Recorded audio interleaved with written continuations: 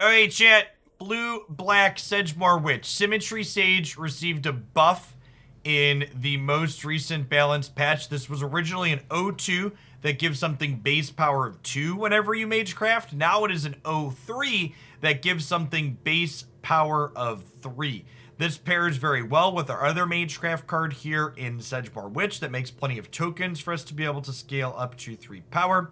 We've got a variety of 2-mana cards that generate card advantage, Painful Bond, Plunder, and Siphon Insight. We've got some other cheaper cards that trigger our magecraft things. Then we've got some Suspicious Stowaways here as another card to provide some card selection / advantage as the game goes along. And then Meathook Massacre honestly could be a card that we're interested in playing more of. I've got 2 more in the sideboard, but this is a card that's a sweeper that also could like incidentally kill people with our other sets. So let's go ahead and pop on into some matches with this and see how it goes. By the way, we've got the extra ticker in the corner for every plate. That's not up there every single day that we're streaming, but the stream for the remainder of the month is sponsored by Every Plate. They are a meal service delivered direct to your door. You go on their site and you pick out 2 to 5 meals and they box them up and send them to you with ice packs ready for you to prepare. Great service for someone that doesn't want to have to manage portions out for shopping themselves. My wife and I have been using things like these for a while, and they're super convenient for people that want to cook more but don't have time to figure out meals for themselves or go shopping and portioning out things. And even then, when you go to the store, even if you're good at it, right, like it can be difficult to get exactly the right portions for exactly the meal that you're getting. You're always left over with varying amounts of different things. As a special part of that promo too, by the way, through the end of the month, if you're someone that's thinking about submitting a deck to the deck queue, as part of that promotion, anybody who signs up for Every Plate using my link gets a free deck submission. So you can actually get a little bit of a discount on that too, basically, because you can get the cheapest Every Plate box is just $25 for the first week using my link. So that's half of what I normally charge for a deck submission. So you get some delicious meals and a show with your deck queue submission. My children are off of school Friday and Monday.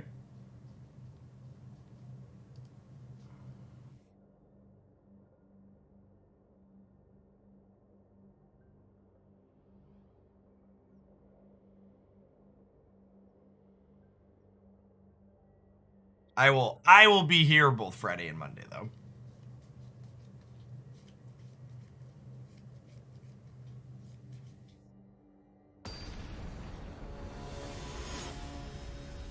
Oh, is that their spring break, Megas? That's late.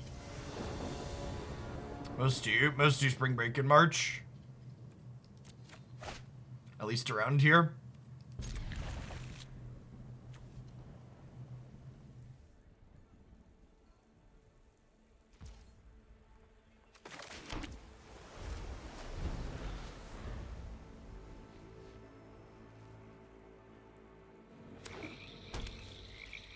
Family celebrate Easter. We will have the kids do something related to eggs.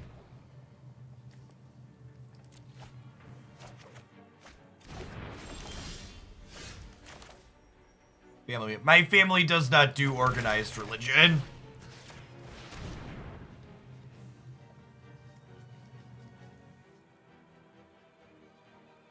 At the risk of alienating people we haven't alienated before, chat. You know what the difference between organized religion and a cult is? About a few hundred years.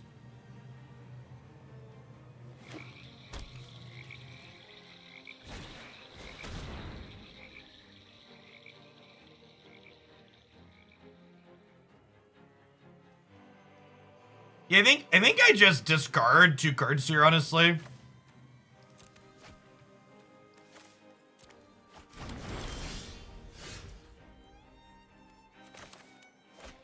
I think my children are a minimum of a decade away from trying to explore some type of organized religion of their own volition, so we'll cross that bridge when we get there.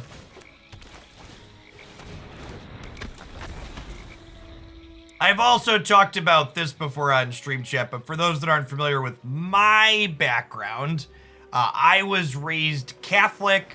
And when I say raised Catholic, I mean Sunday school, altar boy, lecturer, gave out communion at a church, the whole 9 yards. And the thing that ultimately pulled me out of being a member of organized religion was going out into the world and seeing how people that profess to be religious treated others in the space.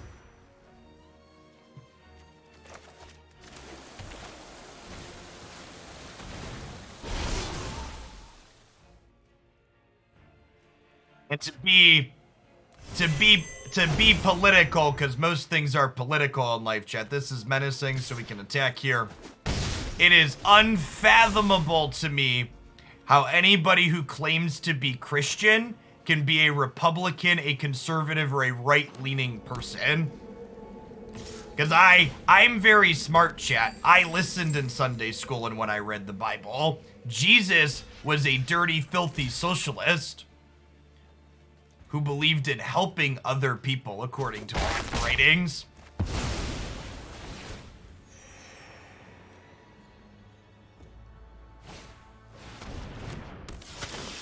Yeah, Jesus was a borderline communist. Completely agree.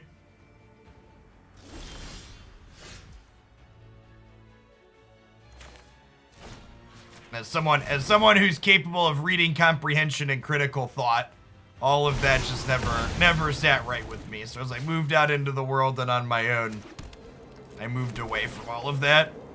Yeah, cognitive dissonance is a hell of a drug. I think we're into the Hagra Mauling here, huh?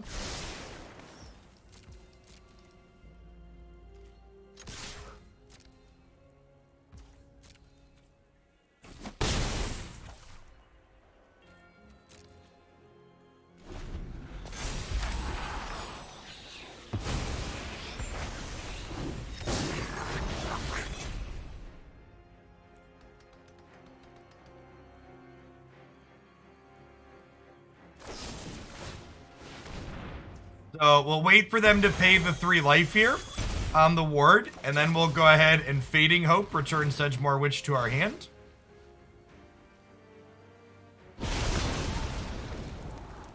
I'll leave that Hagra Mauling on top here still, so we can go ahead and KO this reflection. I think we go ahead and just Hagra Mauling this right away.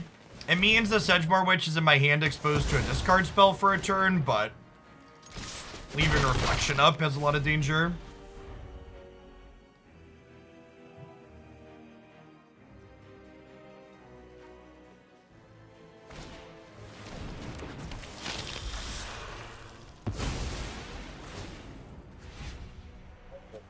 Okay, what are we casting back at me?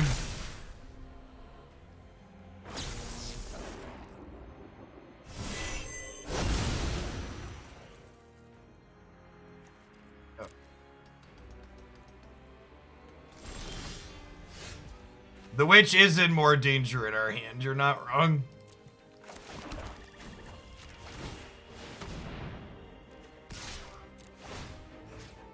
Hive of the Eye Tyrant is also a menace. We'll attack and we'll exile this Molten Impact, so the next Bloodthirsty adversary is less good.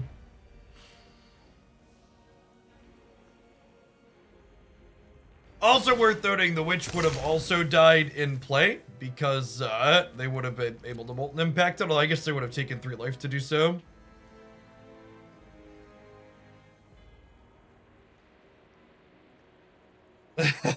Yep. The way they massacred my boys, chat. Everybody gains a little life. We're a little bit ahead at the moment, but they do have 2 cards in hand. Just gonna go ahead and play my lands out here. Really no reason to hold them.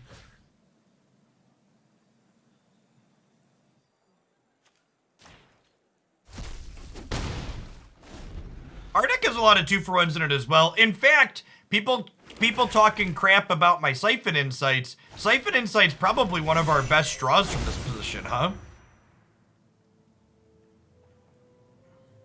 Like, being able to draw 2 2-for-1s in the 2-for-1 matchup sounds fantastic.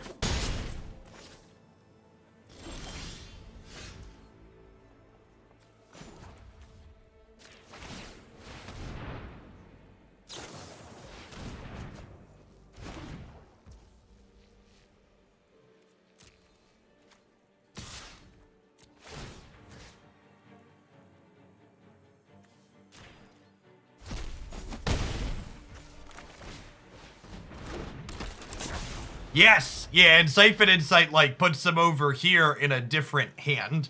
Okay, so now they need to kill this and also this. I guess I just need a blocker for this.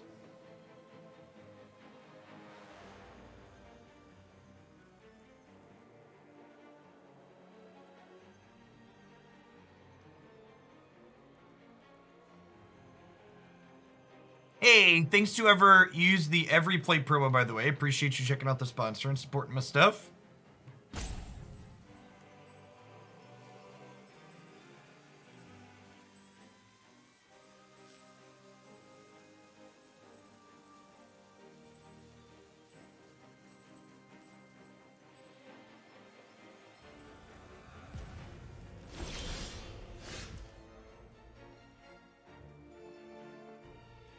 Man, I think we just Symmetry Sage pass, huh? We're really bad at drawing our 2-for-1s, by the way.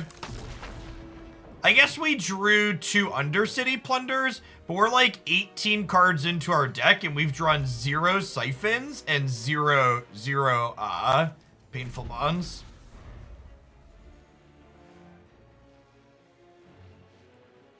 Like, 1 mana black, instantly ways to kill Sage the format. There are not.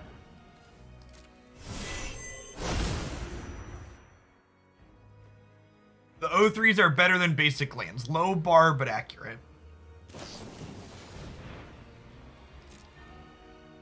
Bloodchief is a sorcery, Drunko.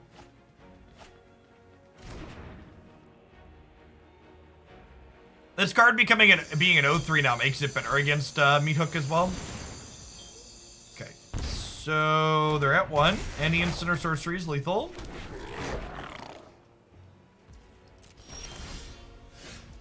Hey, look at that.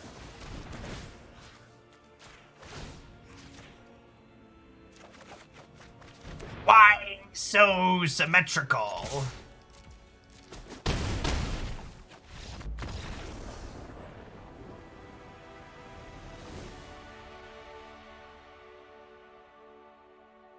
Okay, so I think getting grindy with Onyx sounds good. I'd also like some Orvars. I want Bloodchief's Thirst out. Probably a decent Spell Pierce matchup. I think Fading Hope's supposed to come out here. Because, like, bouncing the thing back to my hand isn't even that good of protection as we saw there. Do I want spot removal in this matchup? Like, they don't really have... I guess Kiki kind of constitutes a must-answer threat, huh? Sounds good, thanks. Yeah, if you do the every plate submission, you can hang on to it until we have new Capetta stuff. You can actually, if there's already a card in new Capetta that you know you want built around, you can submit it now, so I just get it written down and start thinking about it. But you're also welcome to wait. So that sets that out for 2 weeks. Set releases in 2 weeks on Magic Arena, so we got a little bit. And if I want Kiki dead, is Power Word Kill the best way to kill Kiki dead? Or would I rather have Meathooks to just, like, clean the board out?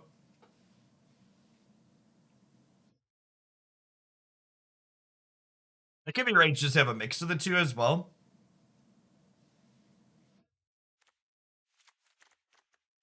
Trim a couple of considers and bring in a couple word kills because we need these as ways to kill it.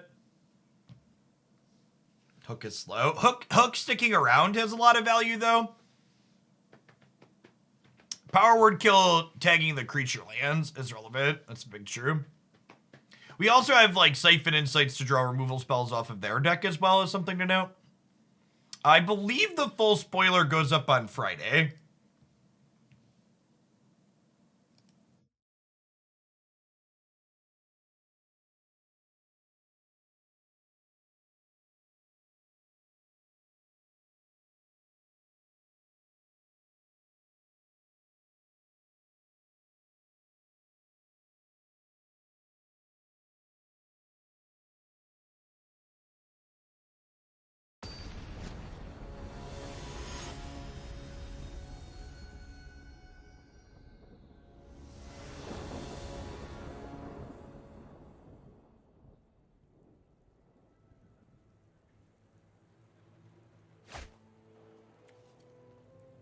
There's a lot of good spells in this hand.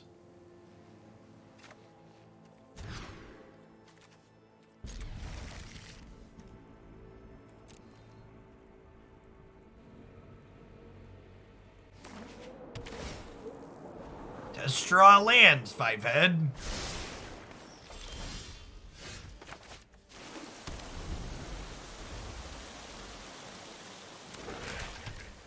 What's going on, Lotus? Thanks for the 7 months. Appreciate you sticking around.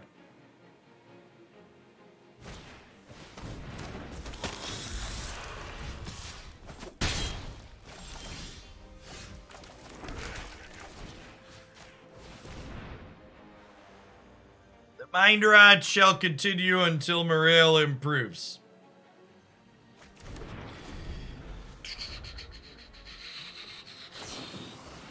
Can't get flooded if you keep a 0 lander. Is that a challenge? Are you challenging me?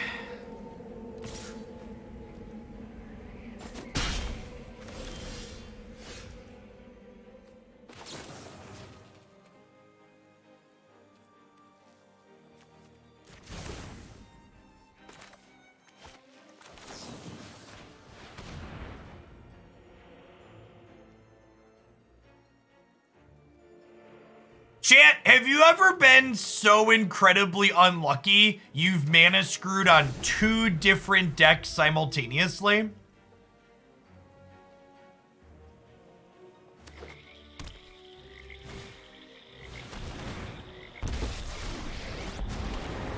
Oh, 10 General, thanks for the 4 months. Welcome back. Neither vampire nor stew can deal with my servant. I'm busy.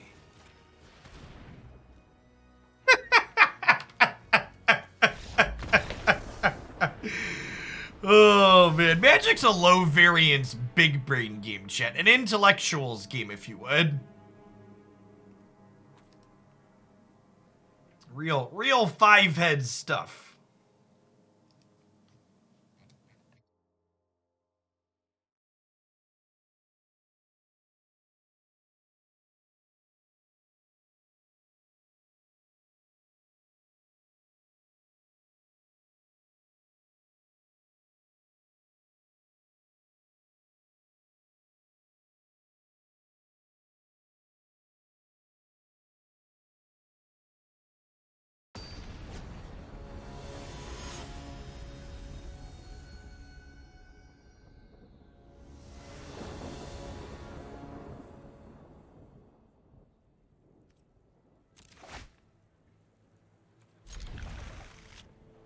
I think in my opener, this is a land. I definitely want to hit, like, probably 5 to 7 lands on curve here. Hey, Gabo the Green, thanks for the 15 months. Welcome back.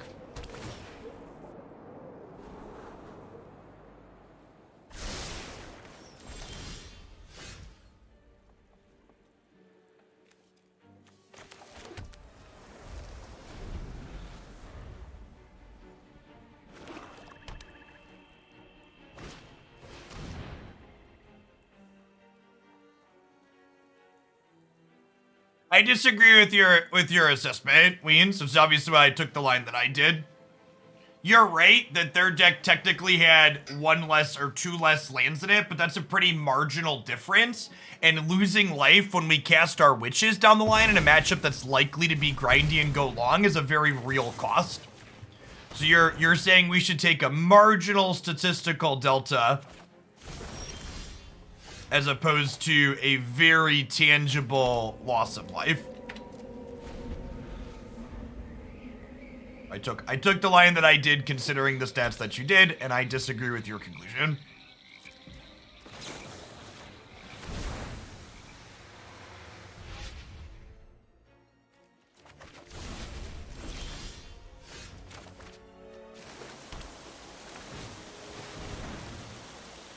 I think I'm just gonna go up on Dracula here. Keeping my hand stacked seems good. To set things right. Blood for knowledge. You know, they don't have like a, there's not like a Dreadbore in this format, right? They can have like Bloodchief's Thirst, I guess. But ticking Dracula up here means it doesn't die to Molten Impact. Yeah, with no pressure, I think just drawing all the cards seems great here.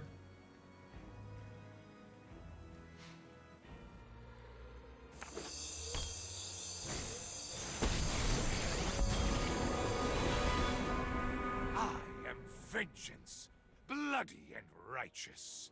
Bloody and righteous. You will serve me well.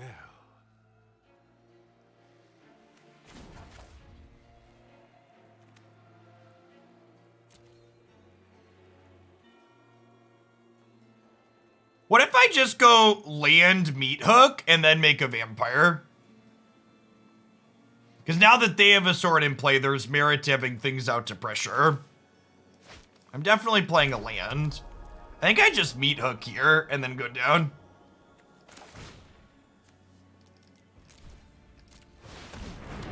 Having the Meathook in play early has a lot of value because, again, I would put a lot of value on having a higher life total in a matchup like this that's going to be going long.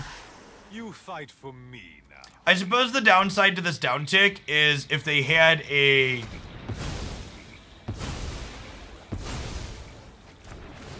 Alright, I mean, this engagement seems fine for us, right? And I think we actually start with Siphon Insight here. Because if I hit a Molten Impact, I can kill their Count Dracula.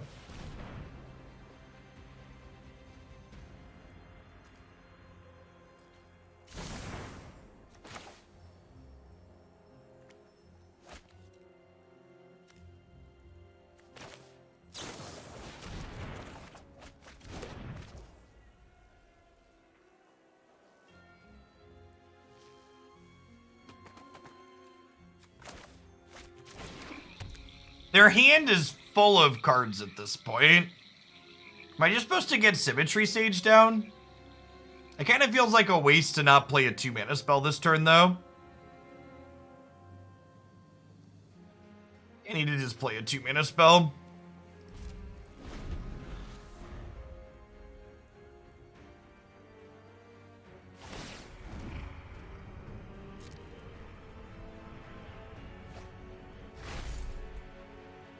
Blood for knowledge. A fair trade. Well, at a glance, we definitely seem like we're capable of grinding with the, with their deck. If they take my Painful Bond here, I just cast the Painful Bond from exile.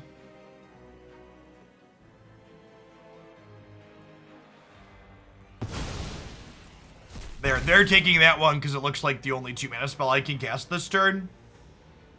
But we have this one. Scotty doesn't know.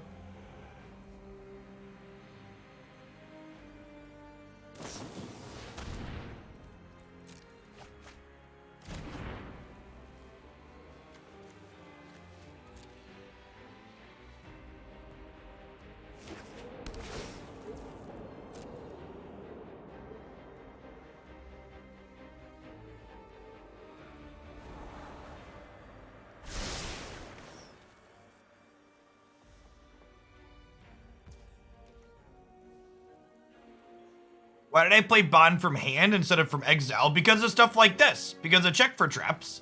Because this card is safer in exile than it is in my hand. So I want to prioritize using my less safe spells first.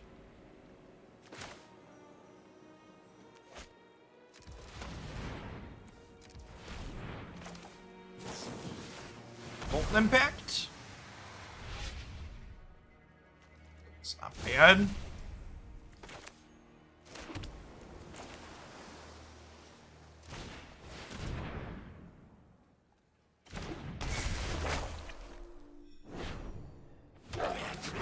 We just pass here. I guess Symmetry Sage has a lot of value in being able to pressure Dracula, but I also kind of want to be able to hold up Spell Pierce / Consider here.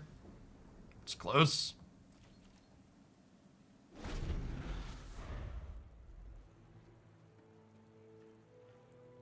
And it's possible the Molten Impacts aren't in their deck. That's true. I don't know. I'm a Sedgemoor Witch deck. I feel like they need to have removal spells to respect that card, right? It's a shame our first one got checked for traps early.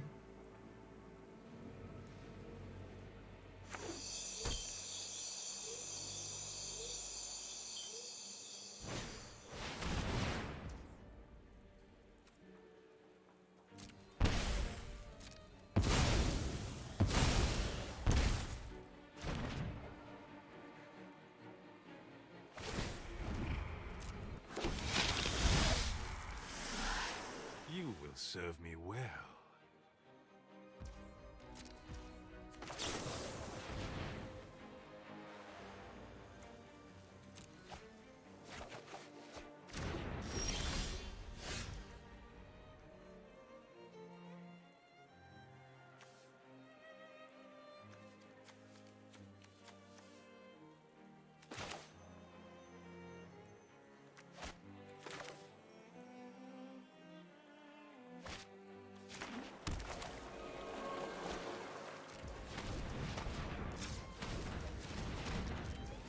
Cast her and leave up double blue.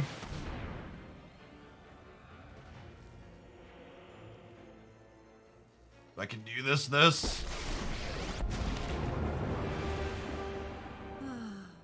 Do I want to down tick this? Probably not, because if they have another spike field, she then dies. She also dies to Molten Impact if I down tick her.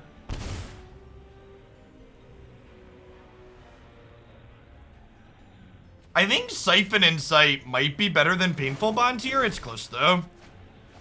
Because if I draw the Painful Bond, I also get the back half of Siphon Insight still, because the others are going to the bin. It's close.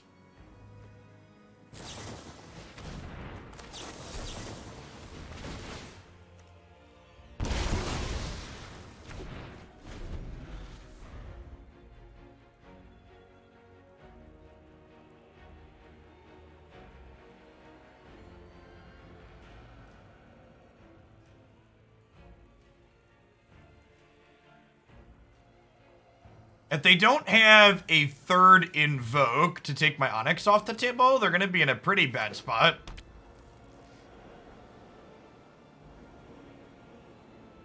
Because this just drains them for 2 every time we cast an instant or sorcery, and we're going to cast a couple instants and sorceries next turn, chat.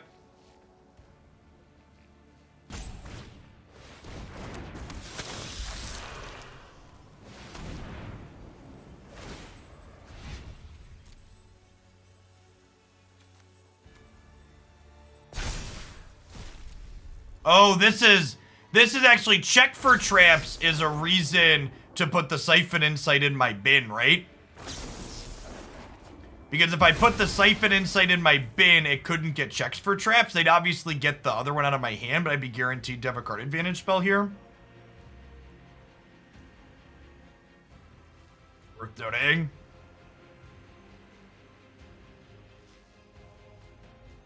I assume we're about to lose Siphon Insight. But then we're actually in a pretty okay spot still, right? Like, they can attack my Onyx down to 2. That's not a big deal. Really surprised they attacked with the 2-3. They played their land for the turn already, right? Or did they not?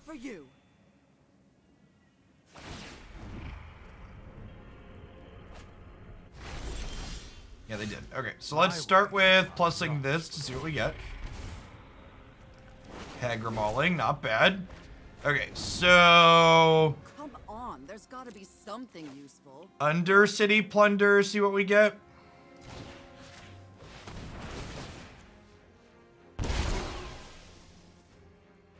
They wanted to gain life. Oh, that makes sense.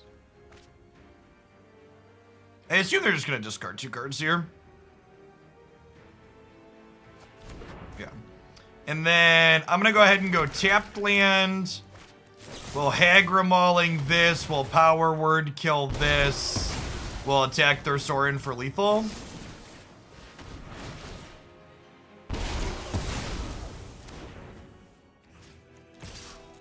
Onyx seems really good this matchup. Things have not gone my way. They have another Invoke here, we're in trouble, but outside of a third Invoke, we're in a pretty good spot. And if I would have sequenced my previous Onyx draw better, we'd be in a better spot, because I'd have an Insight in my graveyard that I don't right now.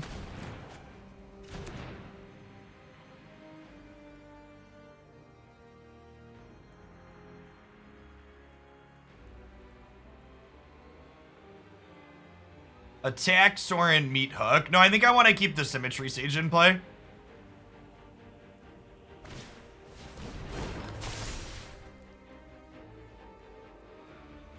No, I mean, like, if she draws she replaces herself the turn you play her.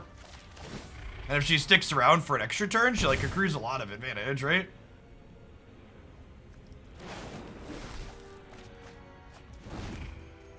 I'm supposed to take Witch there or There not. has to be an answer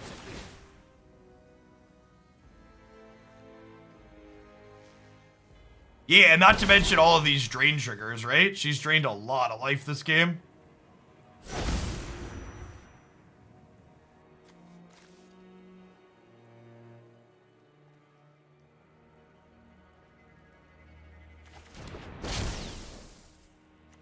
They... Oh no, that's their own Orvar. Got it.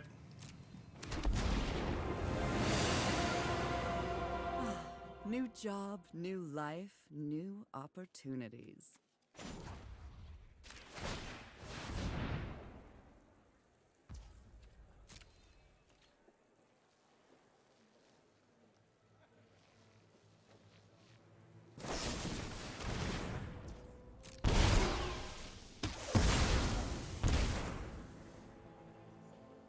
They have another removal spell here. I could be in trouble.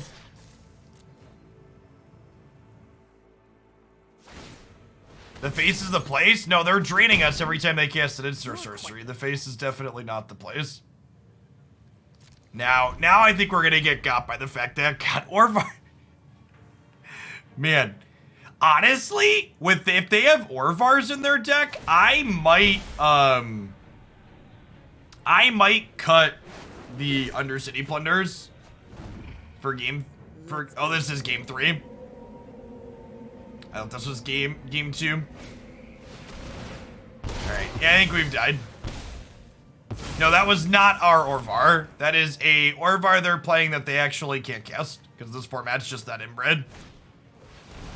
They have some blue pathways. It was perpetual from their draw 2.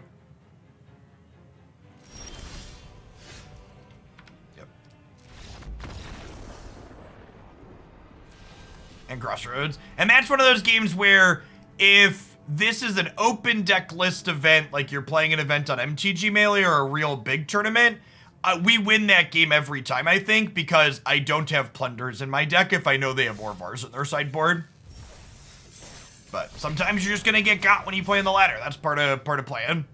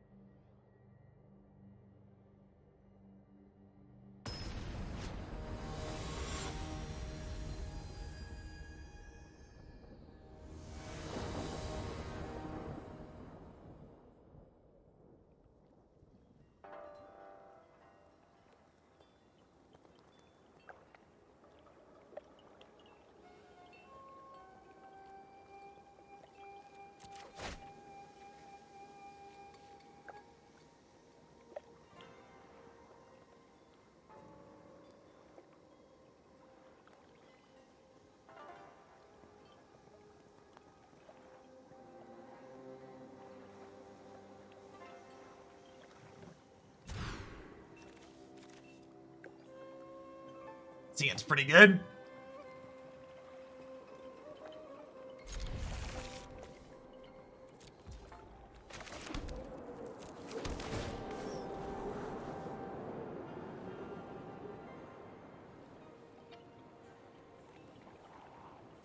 I'm gonna bottom that. Really want an untapped land in the dark.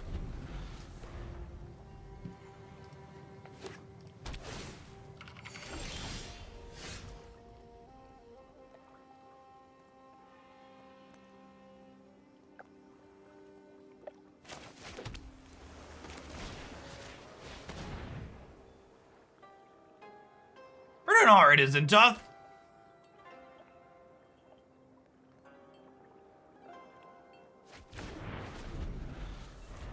Ooh, some wolves?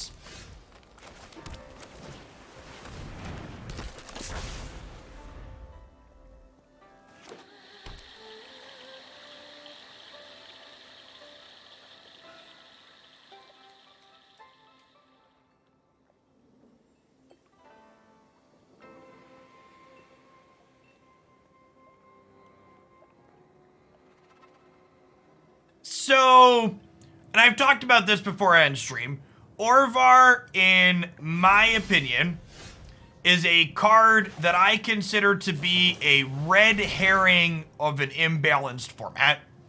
If a card like Orvar is a format staple, I think that is an indicator that the format is poorly balanced.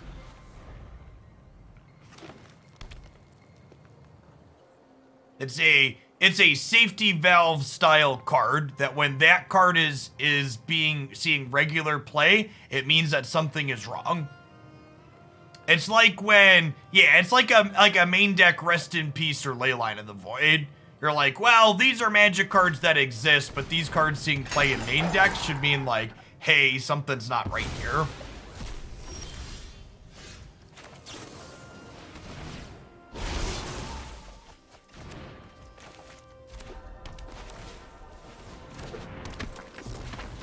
Yeah, main deck Aether Gust. Stuff like that.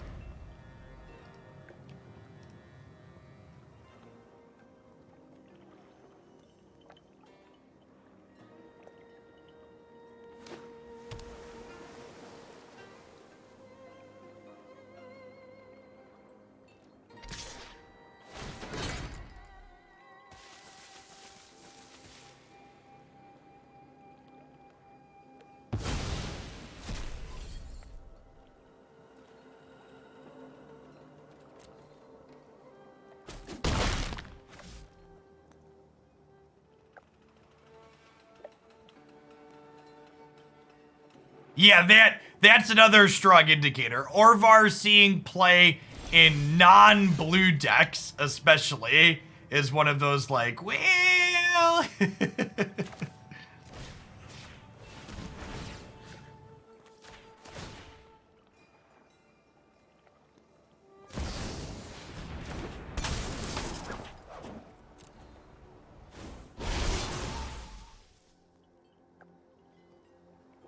the same thing we do every week, isn't tough.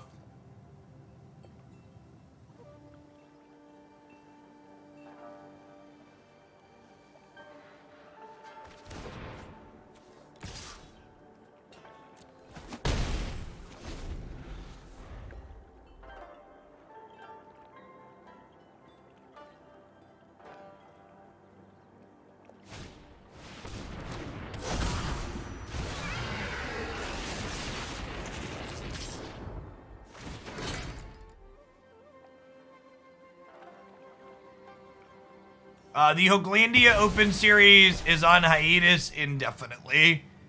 At a minimum, it's on hiatus until the fall.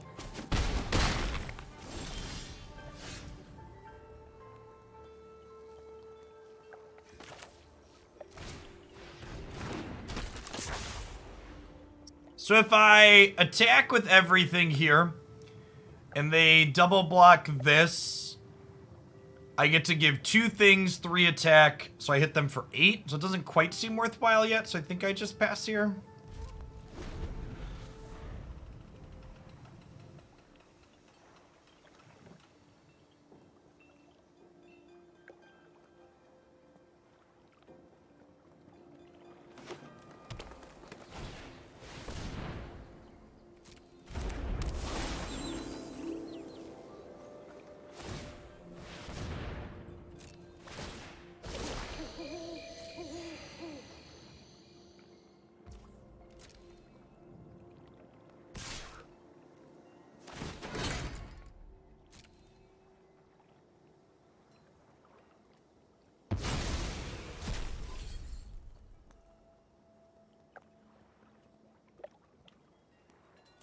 And unfortunately, interest in competitive Magic stuff is just kind of at an all-time low.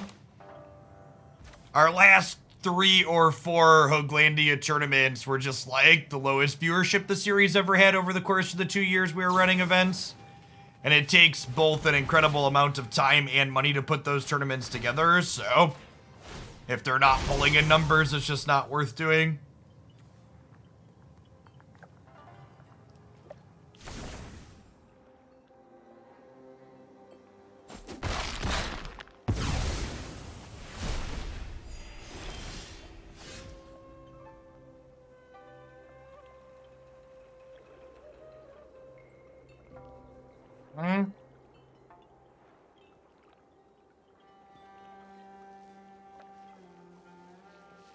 So they block 2 of our things, and then they take 9?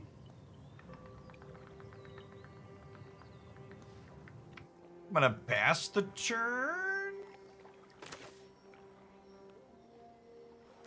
Oh, this does return to its owner scene, doesn't it? I think I want it out as a 1/1, though.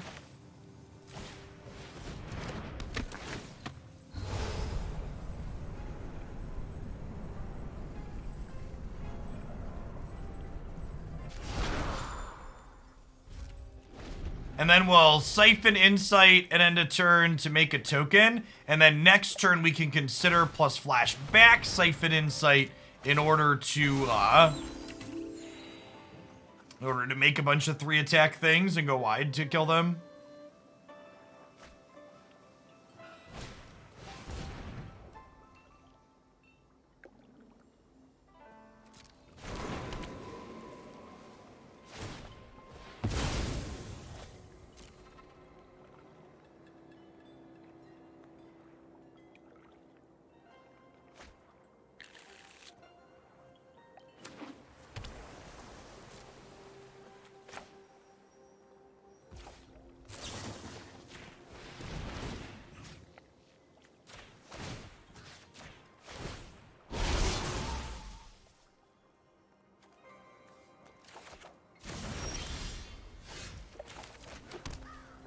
Attack with everything, they go block, block.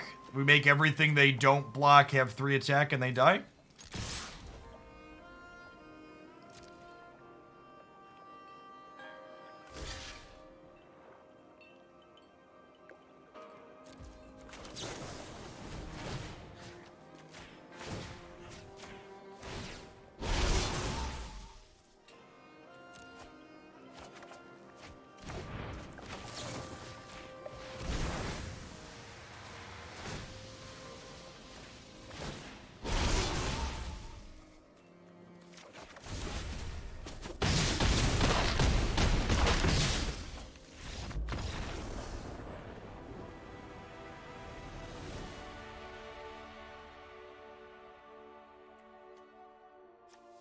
Alright, so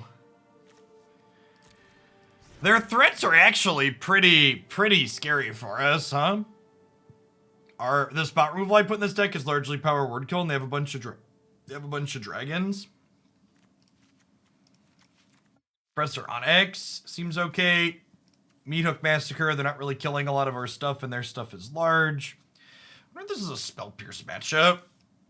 Probably not. They had, like, Absorb Energy, but that's about it looks like. The tempo on Fading Hope seems good. Maybe I just don't want another one of these. Or just, like, have a couple of these at the top end. Let's do this.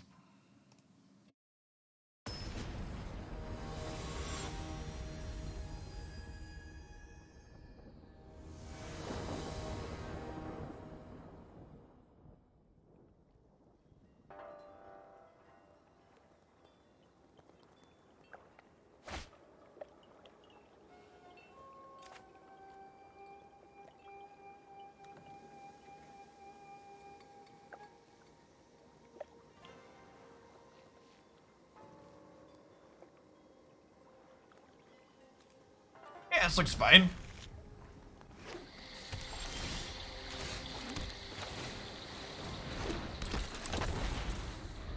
These two cards together have a little bit of awkward tension. I'm not convinced that this card is correct to be playing in here.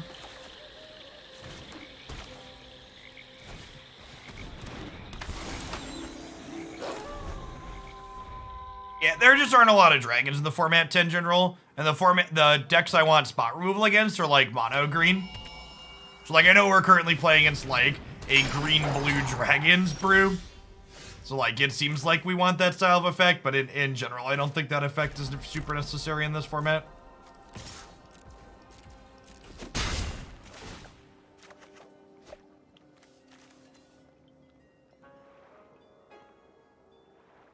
We're actually just ditching the Siphon Insight here.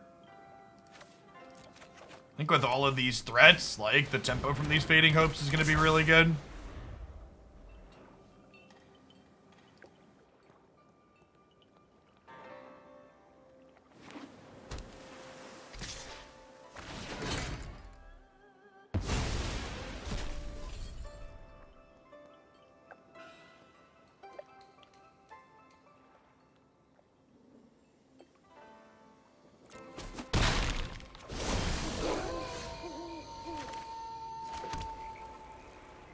Why does Stowaway contend with Sage? Because Stowaway wants us to spend the turn not spending mana. And Sage wants us to cast our spells on our turn.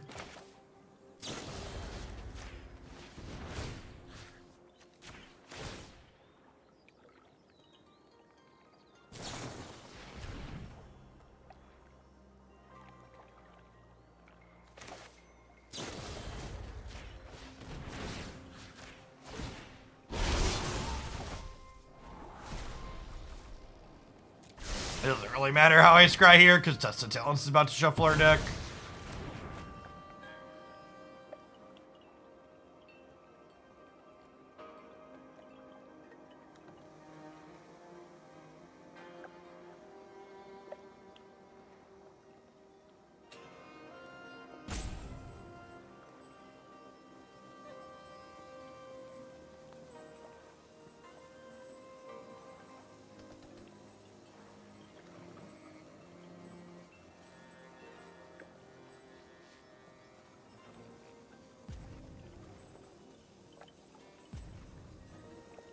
That's true. It is, the unblockable getting extra attack does have value, so they could just be two cards that are individually reasonable enough that it's fine if they're a little awkward together. It's definitely a thing. These cards aren't they have a little bit of tension with each other, but they're also just individually good, so we should play them.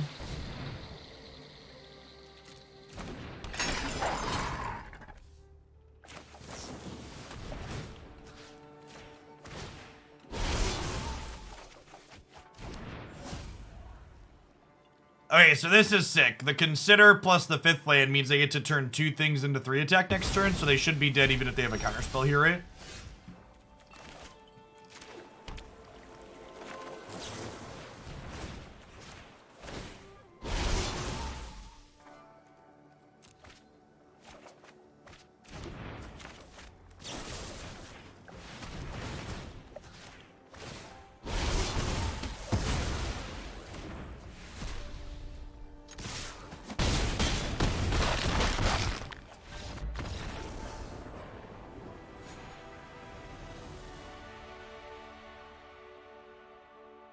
Yeah, the problem with Symmetry Sage and Arcanist, it's just like there's already a bunch of other just like blue-red cards in Historic that are they're just better cards. And you largely want to play Arcanist with black cards, and Grixis is kind of whatever. You're missing both Blackcleave Cliffs and Darkslick Shores as fast lands.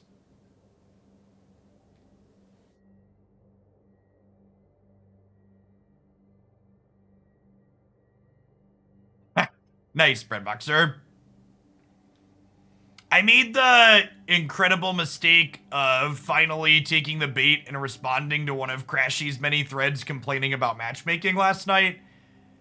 And then his response was obviously just nonsense, so I had unfollowed him a while ago, so now I finally just blocked him so his stuff can stop appearing in my feed.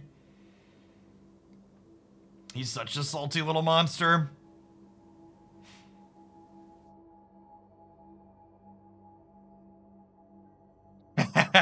That's great, Alarin.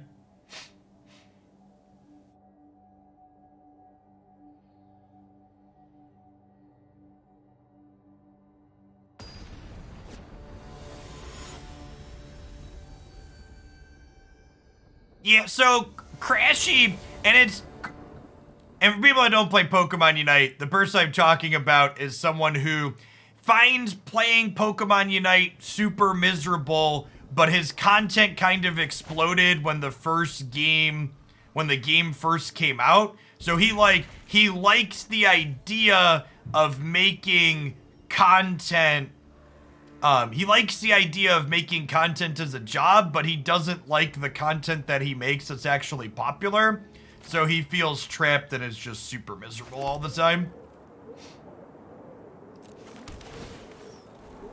Yeah. I think if he could make money playing a different game, he wouldn't play Pokemon Unite.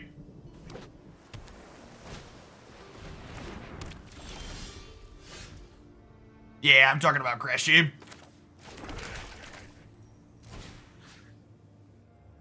Thanks for the follow, Shark Boy Solo.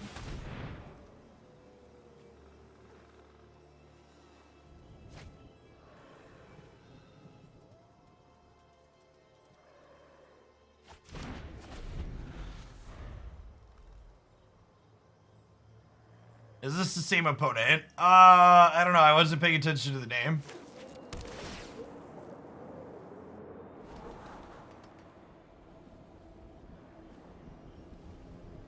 Jack confirming same opponent. Appreciate it.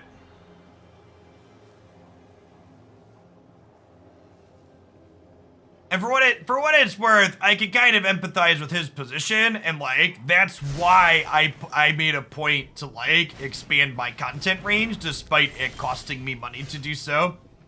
Like the reason why I do more than just Magic and more than just Unite even is because feeling like you're trapped into one game that you're not enjoying is not a good place to be.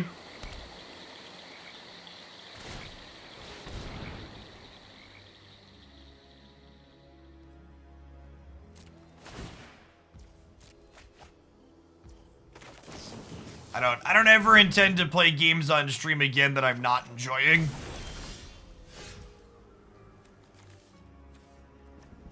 If Magic's good, it'll be a regular part of my content lineup here, but if it's not good, I'll take some time off. Same thing with Pokemon Unite. If I like it, we'll play it. If I'm not having a good time, we'll do something else. I think I want to tap off the Absorb/Siphon to get my threat down here. Counter spells being held up are much better if we have pressure in play.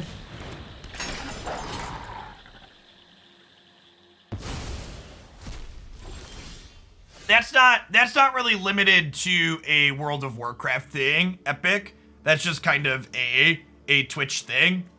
When you build your following playing one type of game, your audience leaves when you turn something else on.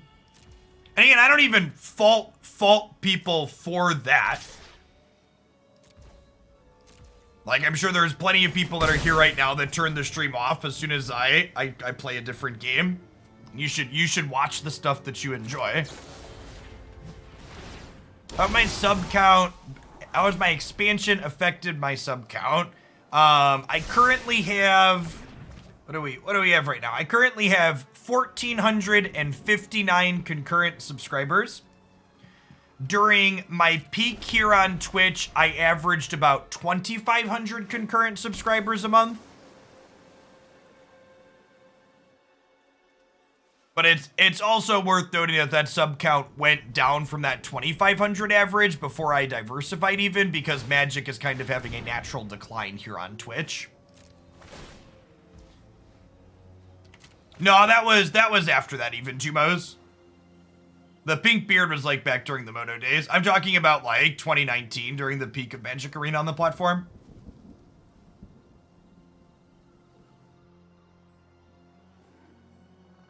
Yeah, Neo is honestly, I think Neo is the best set that we've had in a post-Fire design world.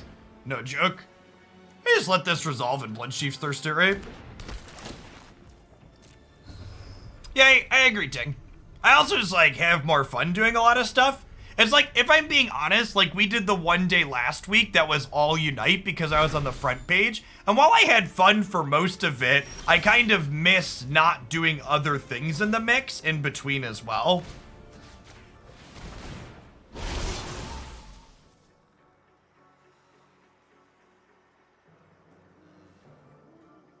Variety is the spice of life in all directions. I actually find that I enjoy Magic more playing slightly less of it, because it's very easy to put yourself in what's definitely I would describe as a toxic relationship with a game when you're all in on it. Like, when Wizards does something that you're not a fan of, it feels a lot more personal when Magic is the only thing that you do.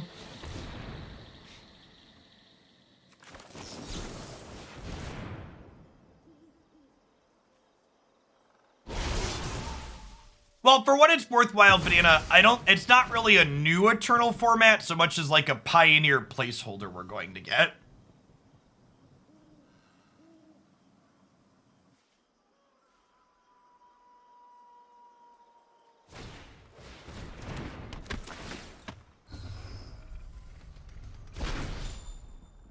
And also, for what it's worth, like, when I talk about Magic having kind of a natural decline on Twitch, I also don't think that that means that, like, Magic is dying or something is fundamentally wrong. It's perfectly natural in games' life cycles to have ebbs and flows around set releases, especially around a major client release. If you look at basically every other game out there, even ones that last a really long time, they all have a big peak around when their client hits an official release. So it makes sense that Magic Arena's peak on Twitch as a platform is going to be at the time when the client went into open full release. I don't think Magic's going to die at any point yet. It's existed for 30 years, but I also would be surprised if it got back to what it was during that release year. Like both of those things can be true. Whoop. And for people that are new to the channel, you're hearing me talk about stuff and content you're not familiar with who I am. I'm an old hat here on Twitch. I've been streaming on Twitch for close to a decade. My channel has been partnered for, gosh, almost 7 years. What's my sub count, my own channel? I am a 79-month subscriber to my own channel. They auto-sub you to your own channel. So 79 months, that's almost 7 years, 6.5 years or so.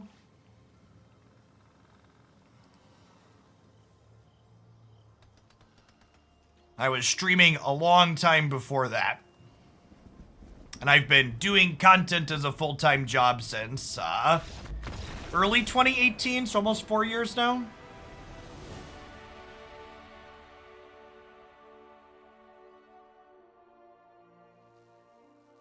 We need big statements for Magic, nothing less. Everything new will kill the game. God bless. You understand.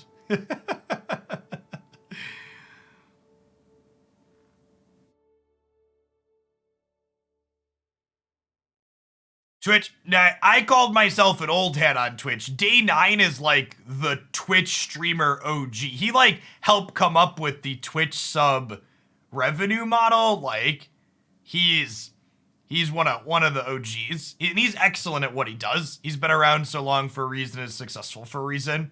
One of the best content creators on the platform, not close. Hippopotamus. Thanks for the 3/4 of a year. Hear me out, we should lose this match just to see how much rank changes when we lose to a plat player. Big brain line. Beta testing. Yeah, Tubos has that first badge. I think you're one of, if not the only 79-month Tumos. We have a couple other people in the that are 6-year subs, but I don't know if we have any other 79s offhand. There are a couple that are close.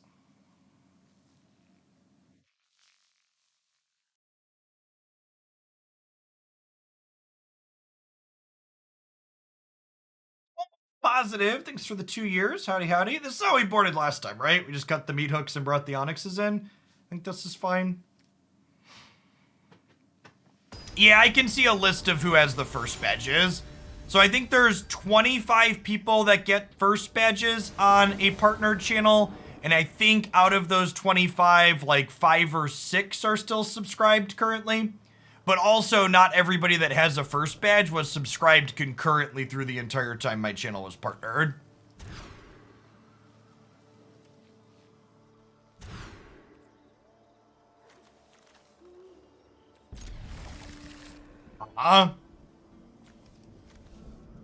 Just do this.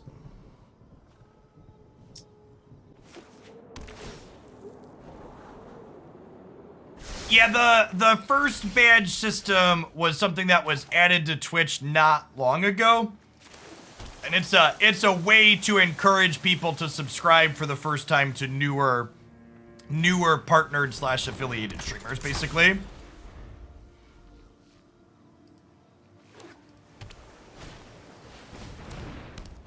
I don't think it's a bad thing for what it's worth. It just doesn't quite have the same relevance on this channel as it would on others that were partnered around when it was added. With this draw, do we just stow away now? I think we stow away now. Sage has been pretty reasonable. We've had a couple of games where it's like gotten to give this 3 power, or it's made witch tokens 3 power as we went wide.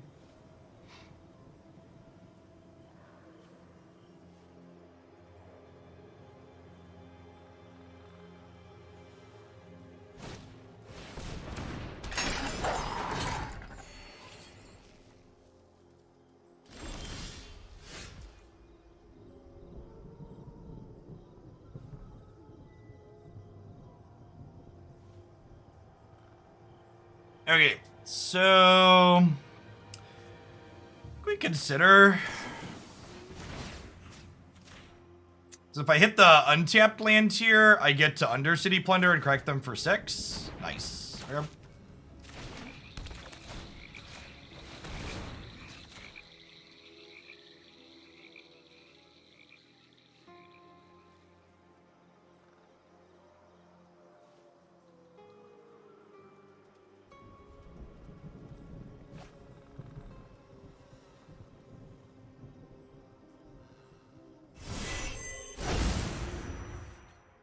I would love a land, thank you.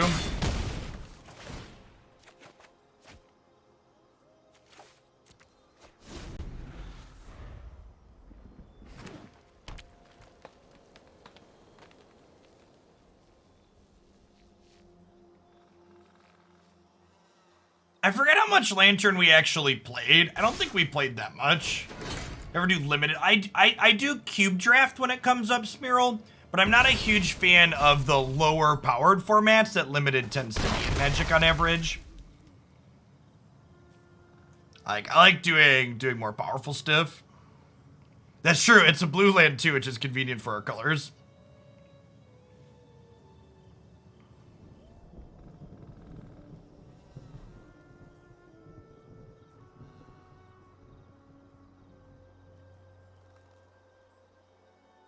Standard decks. I haven't played a ton of. I haven't been approaching much standard with a competitive mindset, so I don't really know that I'm in a good spot to give suggestions on that. All right, they have a counter spell.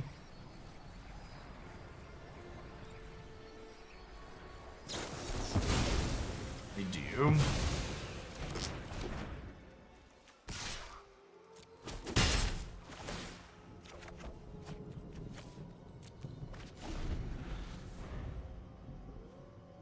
I think the Anvil deck's pretty good. If I was going to try and play to win in this format, I'd probably play the Anvil deck. It has a polarizing matchup against exactly runes, but the deck has a lot of play to it. Duh. The Anvil deck feels like a kind of big brain deck for sure.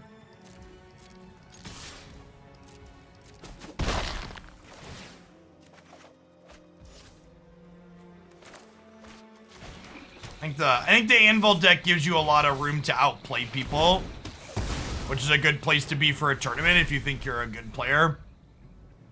And let's be honest, chat, we're all Magic the Gathering players. We've got big egos and opinions of ourselves.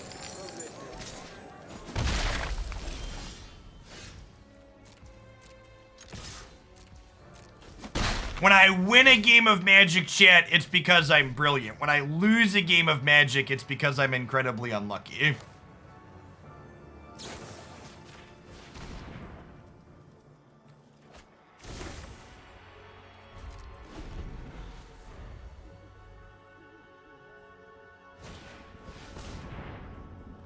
Reality chip. That's actually kind of scary. That one's gotta go. Gotta go right now. Gotta go right now.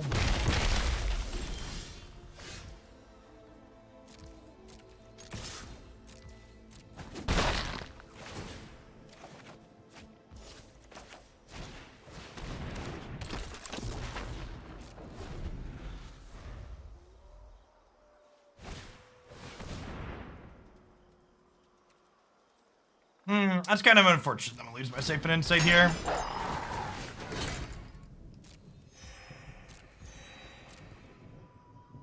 Also, well, obviously I don't want Pokemon Unite to die. It also, doesn't need to be the next League of Legends for me to enjoy it, yeah. I get that some people only want to play, the biggest and the best game, and if it's not the most popular thing, they're sad about stuff, but, I don't really need that, right? If I can find matches to play in, less than 2 minutes, I'll be pretty happy. Wow, that was a great discard spell.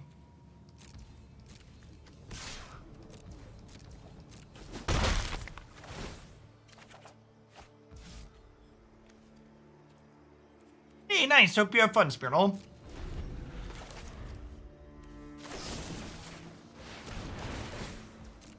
I waited till their turn to cast this because I didn't want to cast 2 spells and flip my wolf over.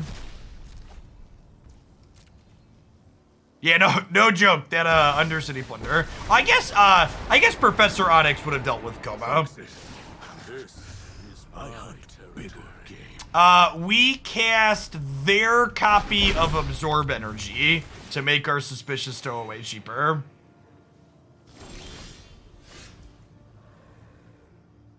I am not a huge fan of auto chess variations.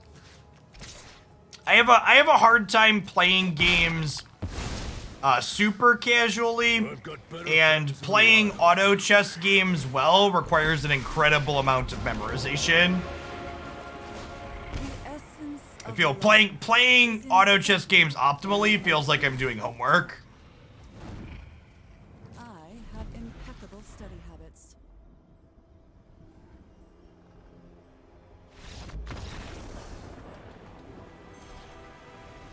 Yeah, you can do the overlays, but I also think that just makes the game less interesting. Yeah, we streamed a bit of Dota Underlords for a little bit, and I fell off of it. Auto chess is like Hearthstone Battlegrounds, team fight tactics. They're the unit drafting games that then the things fight themselves. This one's been good, Thomas. We've been winning more matches than we've been losing, and the games have been fun and interesting.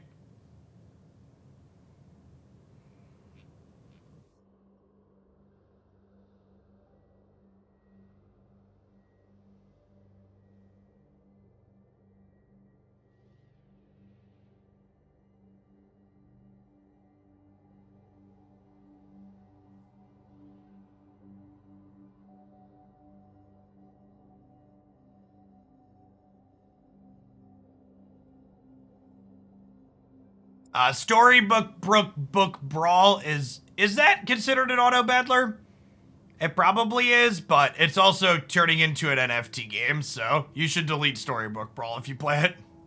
Raincoat, thanks for the follow.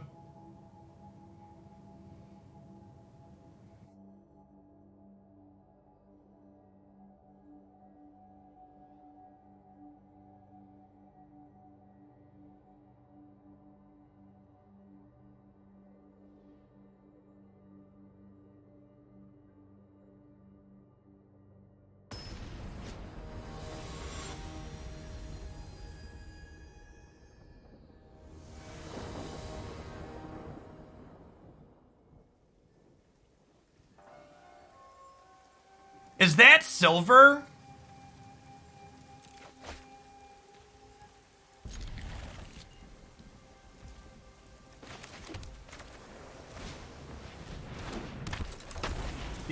Speaking of dead games. Okay, they're playing a real deck.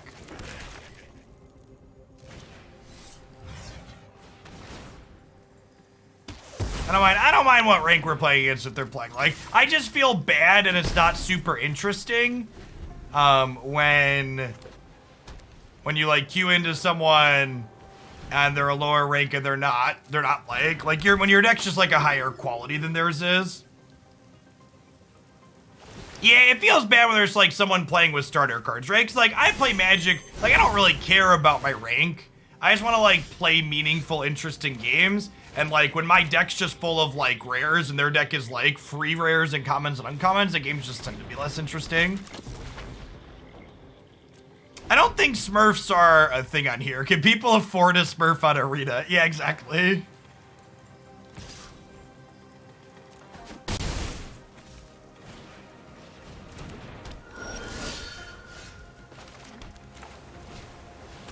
Is this turn good, chat? If so, why? Please explain.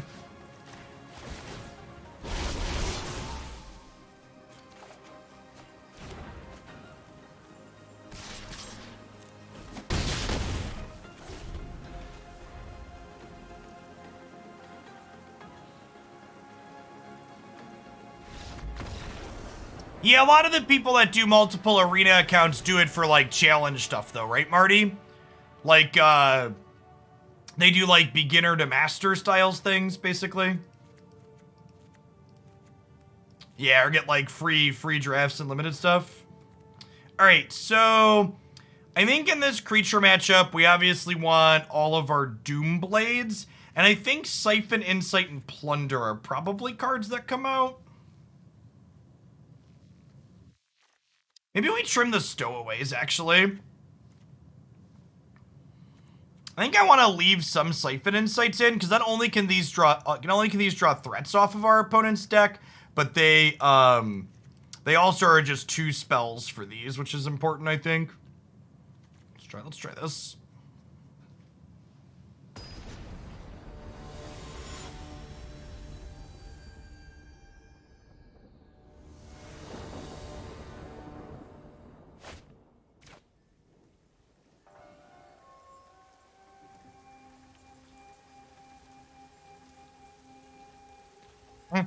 It might actually be right to mulligan a 7 that just doesn't have a 1 mana removal spell in the draw. If we count Fading Hope, we have 9 of those.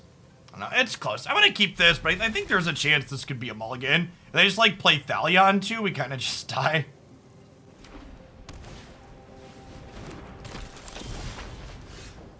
Ooh. I guess this could be an untapped land. Yeah, it has power word kill into Meathook. No Thalia is huge here.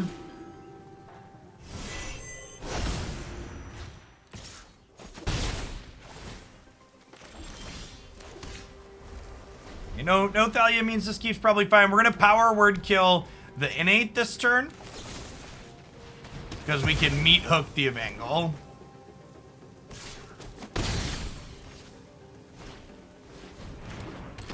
Is this a concession Meathook? Feels like a concession Meathook.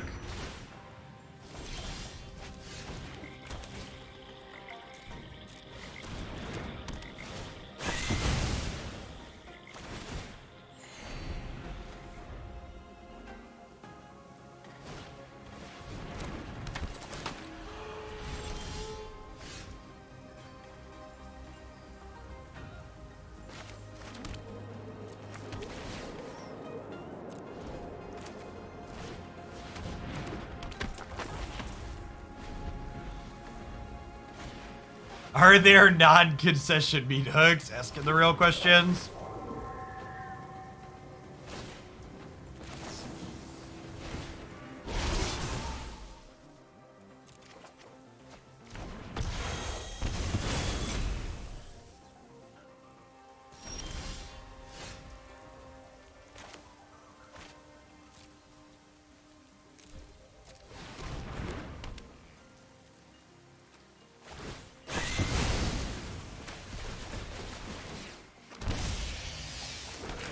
I don't think you start losing pips until gold, right? Or do you lose half in silver? I forget. Definitely big garbage time energy at the moment.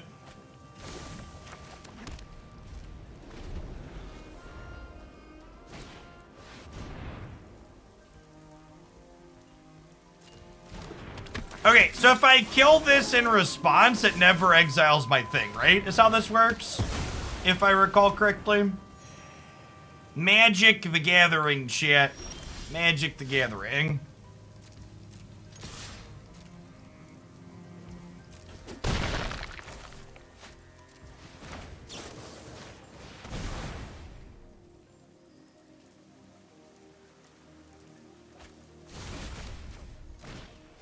Nice, Kelly.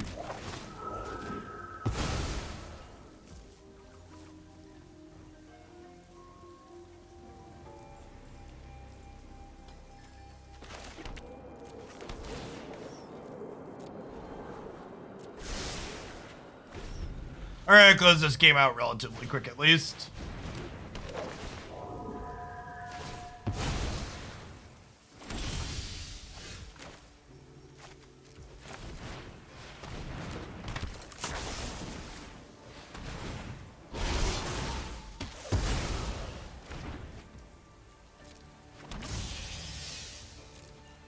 Oh, chat! I forgot that interaction. It was their card under the Skyclave, so they get the token. It's fine, we're still winning by a lot, but It's just a funny. Ooh, that's a card. That's a card that can get them back in this. If we flood out from here, we could be in trouble.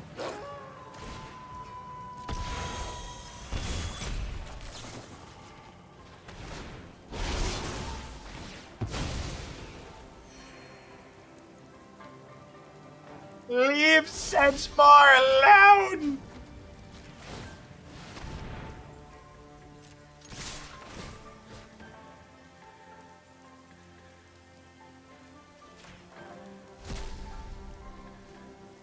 So if they want to trade Captain for Sedgemoor, they take 5. That auto-ordering, though. Arena is confident we need white mana available, chat.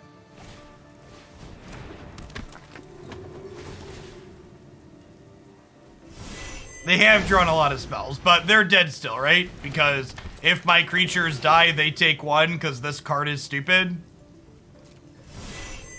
Why is Meathook Massacre, chat? Why is?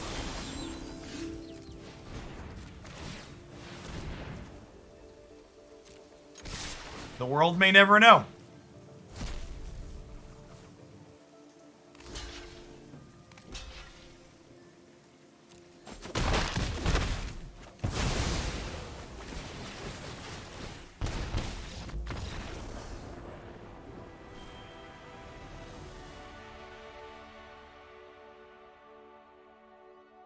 For the 20 months, Death Apparatus, welcome back.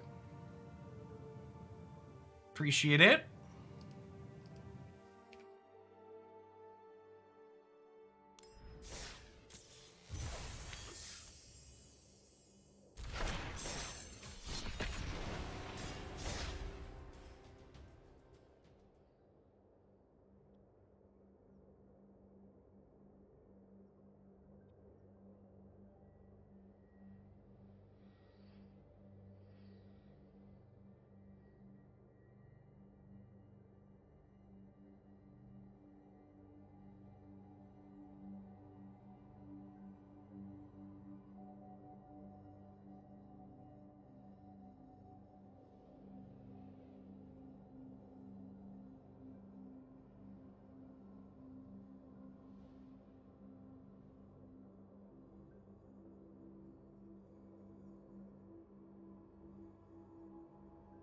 Is Meathook the next card we throw away for rotation parties? Well, Meathook currently costs $70 in paper, so if you're wealthy, you could throw it away.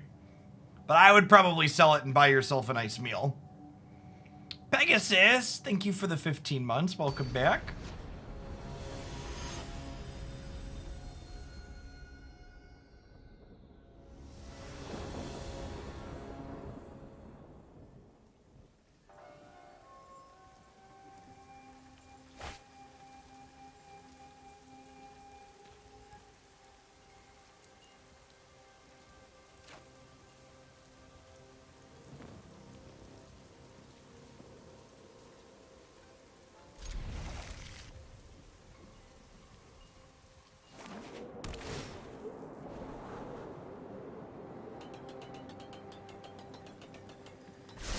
Sage has been good. It's felt like a very, very reasonable threat for us. In fact, this is the red-black opponent we played against earlier. I think I remember that name.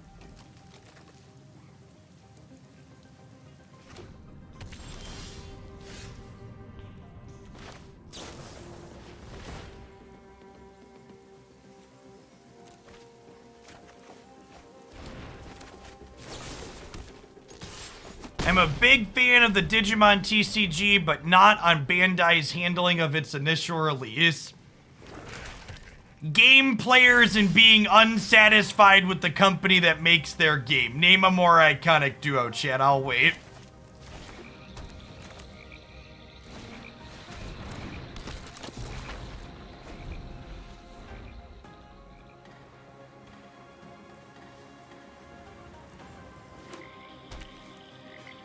Crustals and backcapping. Everyone who plays any game heavily anywhere thinks that the company that makes the game that they play is filled with idiots that don't understand the game. Like, no joke. It's actually just universal. It doesn't matter which game it is.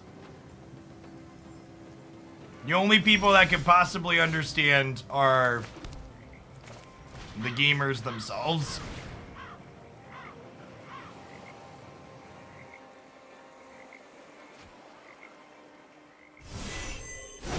Yeah, whether it's Dota and Valve or, you know, Riot and League, there's the gamers are always convinced that they know best.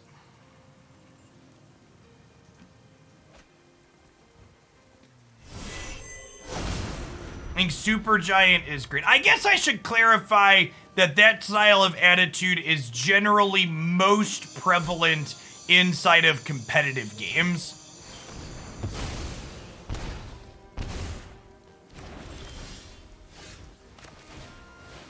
Hit some real bangers off of those.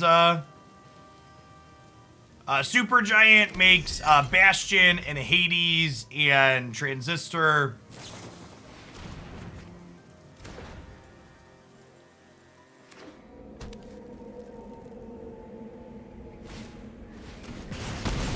That might be true for others, but personally, I do know better than WotC for fixing magic.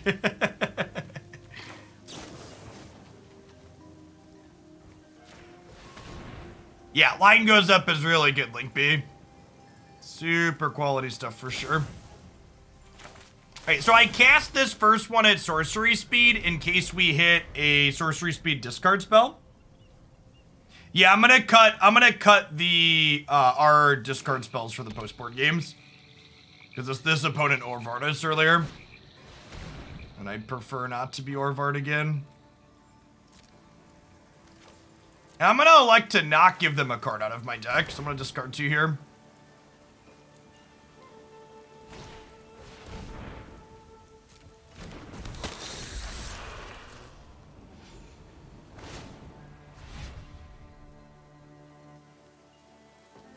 So I'll follow Cascola.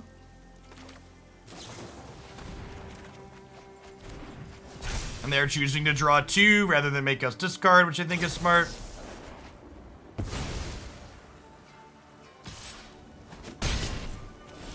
Fire is actually the only Supergiant game I haven't played. I surely did pick that one up at some point. It's like a sports ball related game though, right? It's a little bit different than their other stuff.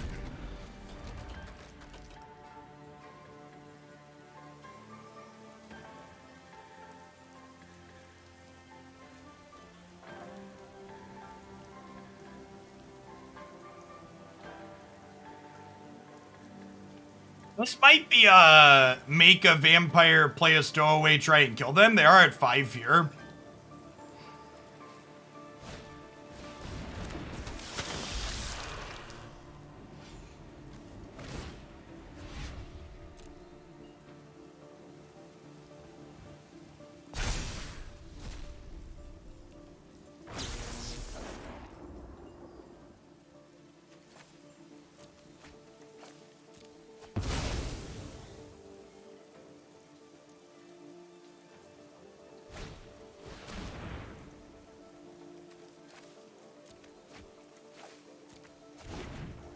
Just keep letting them take my cards away.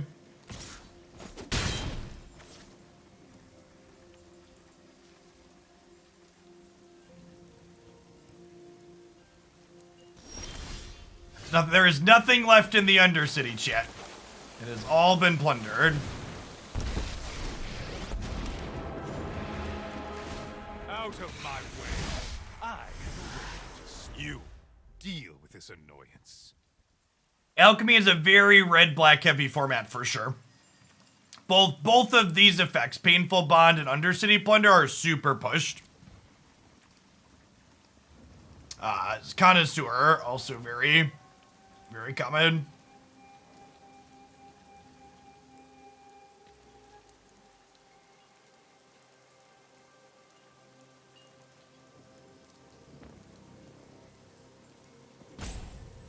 So our opponent's technically dead on board, for what it's worth here. They're at 5, and I have a Hive of the Eye Tyrant and a 2/3. Are they hitting me, or are they attacking Soaring, is the question here.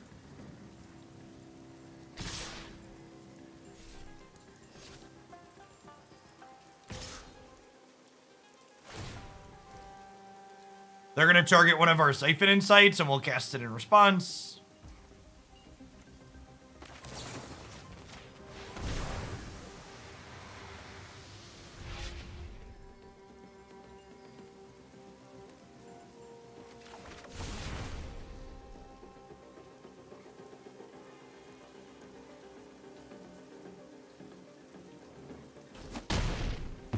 Darkness, I return.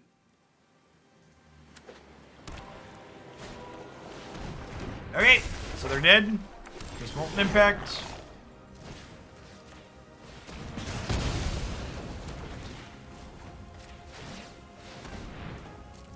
Bring me pictures of Hive of the Eye Tyrant, chat. It's a menace.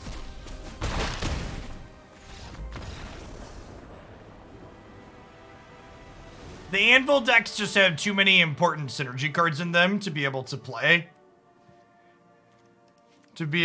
What's it called? The card that you're talking about. Undercity Plunder. In fact, I'm going to cut Plunder here because they're bringing in Orvars. I think that's the right play.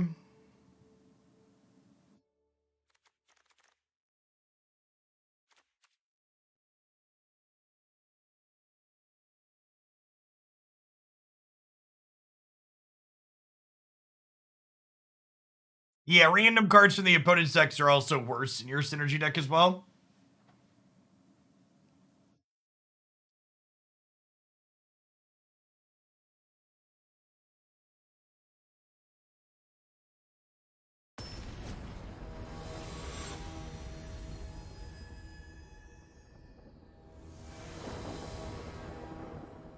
I have no identity. That card, the new Obnixilis, is a card that's really hard to evaluate without actually playing games with it first. Because it's a very new type of design. So I wouldn't be surprised if it's playable, but I also wouldn't be surprised if it's not. It's one that could definitely go either way.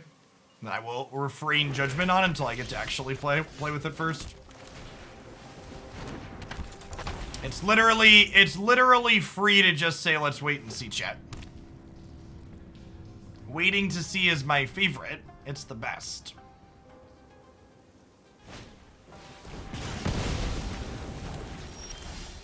This card being an 0/3 made it better against Molten Impact too, God bless.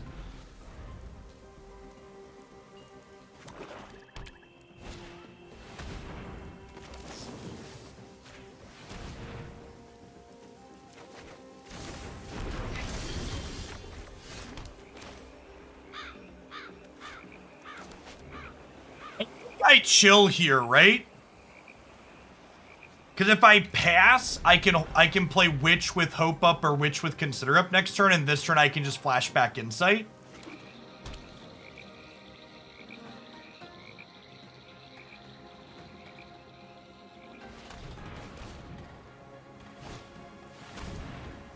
All right, chat, they are busting our bank wide open here.